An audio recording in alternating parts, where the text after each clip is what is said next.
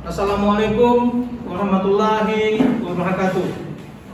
Yang saya hormati tim penilai internal Pusat Kejaksaan Agung Republik Indonesia, izinkanlah saya, Elwin Agustian Kahar, Sarjana Hukum, Magister Hukum, selaku Kepala Kejaksaan Negeri Bengkulu Utara untuk melakukan pemaparan zona integritas Kejaksaan Negeri Bengkulu Utara, wilayah bebas dari korupsi menuju wilayah birokrasi bersih melayani.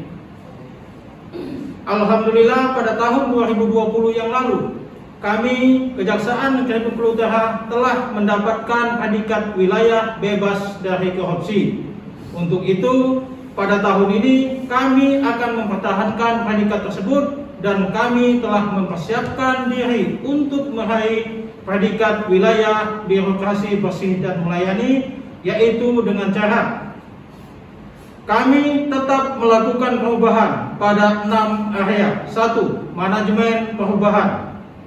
Pembentukan tim kerja yang dipilih dengan rapat, dipimpin langsung oleh saya, diikuti seluruh pegawai. Selanjutnya saya telah menandatangani surat keputusan tentang tim kerja pembangunan WBK dan WBBM Kejari Bengkulu Utara. Kemudian kami menyusun dokumen rencana kerja pembangunan zona integritas. Untuk memulai niat yang baik ini, maka kami melakukan deklarasi yang dipimpin langsung oleh saya, diikuti seluruh pegawai, dilanjutkan dengan menandatangani fakta integritas dan komitmen bersama.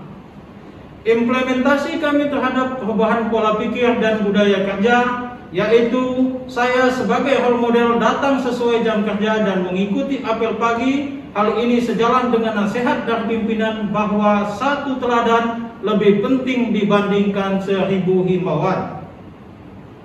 Untuk lebih memperkuat perubahan pola pikir dan budaya kerja, saya telah menetapkan agen perubahan yang dapat mendorong perubahan. Selanjutnya, kami menerapkan akses masuk khusus pegawai dengan sistem elektronik log. Pelaksanaan briefing oleh pihak piket setiap pagi kepada petugas pelayanan dilaksanakan di Tugu Pade, profesional, akuntabel, dedikasi, dan kredibel yang menjadi moto atau slogan kami. Pade dalam bahasa Indonesia artinya hebat. Kemudian ada kegiatan keagamaan rutin yang diikuti seluruh pegawai, dilaksanakan sesuai dengan agama dan keyakinannya masing-masing. 2. Penataan tata laksana.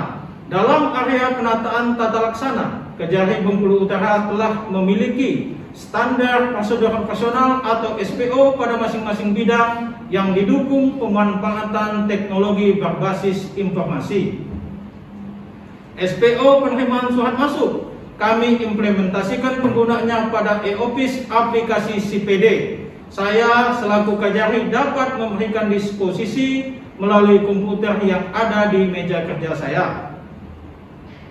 Melakukan pengisian CMS Pidum dan Pitsus secara konsisten, kemudian melakukan penginputan data pada aplikasi ARSIS. Kami juga telah memasang baliho WBK dan WBBM di depan kantor kami. Sebagai bentuk keterbukaan informasi publik, Kejari Bengkulu Utara telah membentuk pejabat pengelola informasi publik yang bertugas mengupdate website dan media sosial Kejari Bengkulu Utara dan bekerjasama dengan media cetak dan elektronik yang ada di Bengkulu Utara. Ini berbagai sarana informasi publik yang ada di Kejari Bengkulu Utara. 3. Penataan sistem manajemen sumber daya manusia. Terhadap perencanaan kebutuhan pegawai, kami telah menyampaikan laporan besetting yang memuat peta jabatan dan data pegawai dengan analisis beban kerja. Kami juga mengusulkan mutasi internal bagi para pegawai dan melakukan rotasi bagi calon jaksa. Telah dilakukan evaluasi kinerja pegawai dan mengusulkan untuk pengembangan kompetensi melalui diklat. Upaya pengembangan kompetensi dilakukan secara berkala dengan ekspos bersama dan dinamika kelompok. Penetapan kinerja individu berdasarkan SKP yang telah dibuat. Pemantauan dan pengukuran kinerja melalui aplikasi Sikebut. penegakan aturan disiplin dengan penerapan PP 53 tahun 2010, kami juga memperlakukan pemotongan remunerasi dan uang makan jika pegawai telat atau tidak masuk kantor tanpa keterangan. Kami juga menggunakan hasil survei pada PTSP sebagai bahan evaluasi kinerja. Informasi daftar urut kepangkatan dan cuti pegawai secara digital. Terhadap sistem informasi kepegawaian, kami selalu melakukan pemutahiran data melalui Simpek dan didukung oleh aplikasi Sikebut. 4. Penguatan akuntabilitas kinerja. Saya selaku Kajari memimpin langsung pada saat penyusunan, perencanaan, dan penetapan kinerja, serta memantau langsung pencapaian kinerja secara berkala. Perjanjian kinerja telah ditandatangani oleh para kasih dan jaksa fungsional yang mengacu pada indikator kinerja utama. Dan tentunya kami selalu menyusun dan mengirimkan laporan kinerja dengan tepat waktu. Kami juga mengirim pegawai mengikuti diklat sebagai bendahara negara untuk meningkatkan kapasitas sumber daya manusia. 5. Penguatan pengawasan. Terhadap pengendalian gratifikasi, kami selalu melakukan public campaign. Saya beserta jajaran selalu mensosialisasikan anti suap menyuap pada setiap kesempatan. Saya juga telah melakukan sosialisasi internal tentang pengendalian gratifikasi.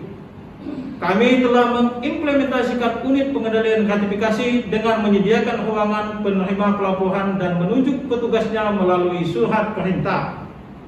Pelaksanaan sistem pengendali intern pemerintah selalu mengacu dan berpedoman pada ketentuan. Kemudian kami membentuk tim satuan tugas yang selanjutnya membuat peta risiko terhadap program kerja yang telah ditentukan. Terhadap pengaduan masyarakat, kami telah membuat berbagai macam saluran, antara lain bisa menggunakan sarana online, yaitu melalui aplikasi Jaga Ratu Samban dan melalui WA, atau datang langsung ke kantor Kejari Bengkulu Utara. Kami telah membuat ruang penerima laporan untuk memperkuat whistleblowing system. Kemudian saya menunjuk petugas khusus sebagai penerima laporan melalui surat perintah Kejari Bengkulu Utara, serta membuat laporan kepada pimpinan secara berjenjang. Kemudian kami telah menyediakan media pengaduan bagi personil internal yang bersifat rahasia dan bisa dipercaya. Sosialisasi dan evaluasi internal dilaksanakan mengacu pada SPO yang telah ditetapkan, telah mengidentifikasi benturan kepentingan berdasarkan benturan kepentingan. Kami telah melakukan penerapan benturan kepentingan. Kemudian seluruh wajib LHKPN telah menyampaikan LHKPN, yang tidak wajib menyampaikan LHKPN wajib mengirim LHKASN. Penyampaiannya telah 100% kami laksanakan. 6. Peningkatan kualitas pelayanan publik. Untuk meningkatkan standar pelayanan telah dilakukan hal-hal sebagai berikut. 1. Membuat SPO pelayanan. 2. Memasang alur pelayanan dan maklumat pelayanan pada area pelayanan.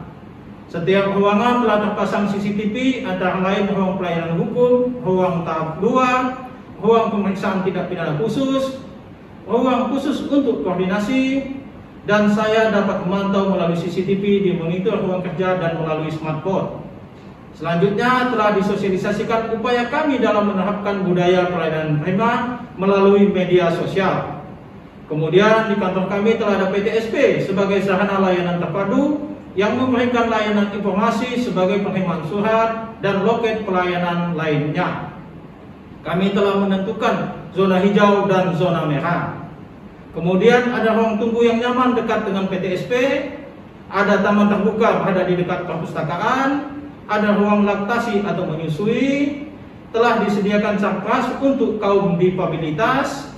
Kami menggunakan intercom untuk mempercepat pemberian pelayanan kepada tamu.